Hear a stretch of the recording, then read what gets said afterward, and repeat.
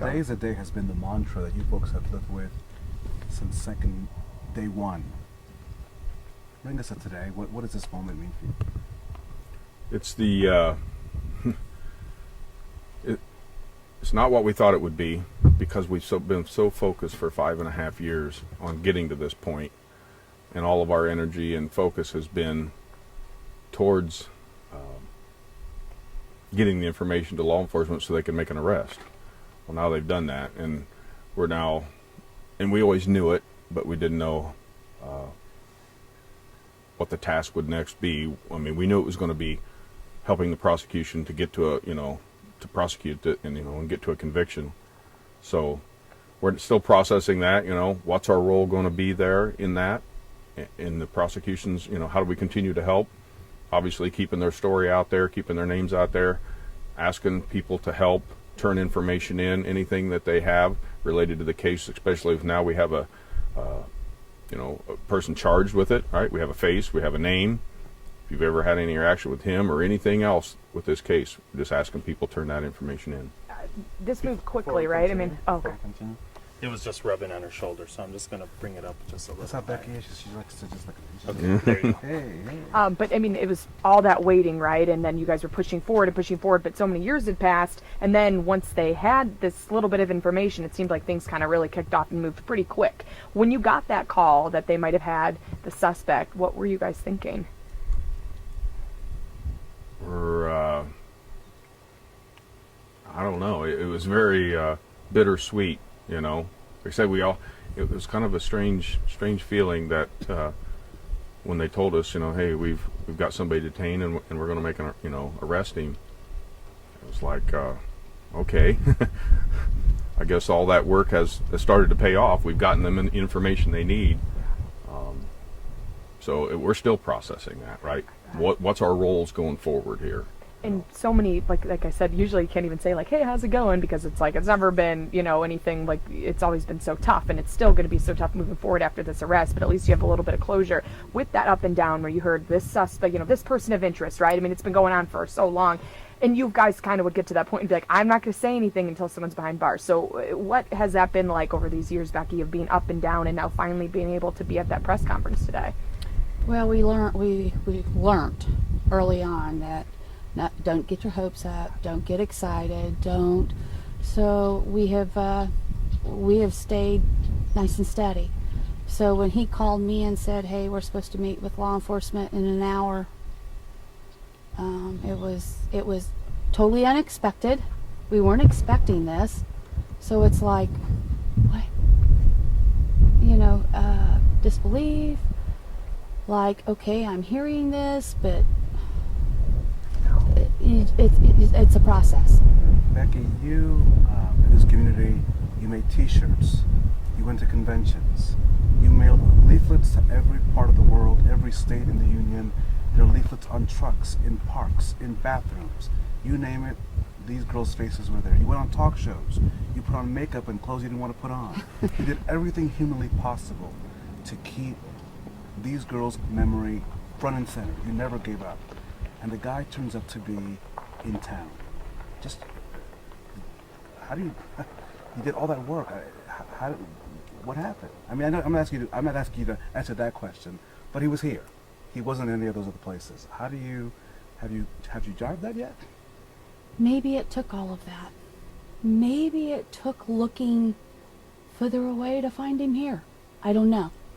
I only know that I feel like we did our part, what we had to do to keep the pressure out there to find him. That was our part. That was what we were supposed to do, and I don't regret any of it. I would do it all again. If it meant finding him again, that's what I would do. So, no, I have to think maybe that's what it took. When you heard the name, did you know who that was right off the bat? Or did they have to explain, hey, he lived here, he worked at the CVS, or did you already know who he was? I did. I don't know the guy. Did not know him. We did not know him. have you ever, I mean, now looking at them and then finding all this out, did you have any contact with them, like even just in passing by, like at CVS or anything like that, that stuck out to you now that you're like, oh my God, was he part of the search team that day? I don't recall, you know, anything specific. No, could have saw him in CVS, but you know, walk through Walmart, I see people too, and I don't, you know, Yeah. make a connect. You know, When you're looking for your makeup in the pharmacy, are you paying attention to you know who's behind the register? I'm not. I'm focusing on what I'm looking for at that time. You have shown extreme resiliency, perseverance, bravery, and courage. You battled cancer. You're trying to keep a family together. You've had to work. You have to work. Just, what do you say to other folks that are still dealing with? You've helped other families with missing children. You've done that as well. What words of advice do you have for those folks that are in a similar struggle today in America? You're not the only family with a missing child or a child that's been killed or hurt in a vicious way. never give up. Never give up. Keep pursuing it, and make sure you work together. We've always worked together as a family on this. We conquer, divide. All members of our family, have played a role in this, and truly work with your your investigative team, law enforcement. Ultimately, they're the ones who are going to make the arrest, and that is exactly what happened here. They made the arrest. So, what do they need? And I constantly ask them, what can we do? How can we help? Tell me what you need. What can I do? How can I help? You have a case to the southeast of here in Florida. This family has also supported the Flora girls. Their 6-year milestone of that fatal fire, those 4 girls. And this family has also supported them. What message do you have for them? I spoke to Gaylin on Friday.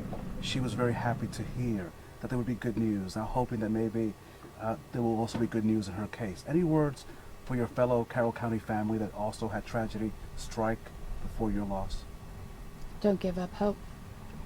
That is why always, for a minute you're happy that he's caught. But that is almost immediately I went to all the people that we have met. We've met so many families that are walking the same walk and have walked it for many years, longer than us. And while you're so happy that we got this arrest, you wonder, why can't they all? Why can't we get them all? I only want all those other families to be able to feel the same way. There has to be a way. There has to be a way to catch all of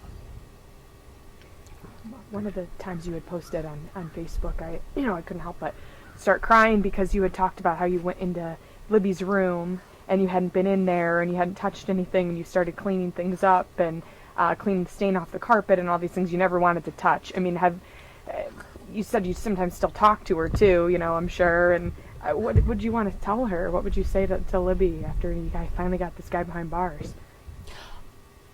Oh, I believe that she helped lead them. I believe that she was steering all along. And I believe she's up there quite excited. But I believe she's happier for us than her. How hard is it going to be? I'm sure, like you said, you don't know what's going to happen next, but he's going to be in court. Like, it's one thing seeing somebody's mugshot, but knowing all these things that have happened to them, and then you're going to have to see him in person. How are you going to prepare for that? To see that suspect in court? I guess we'll face that one when we see him. Yeah.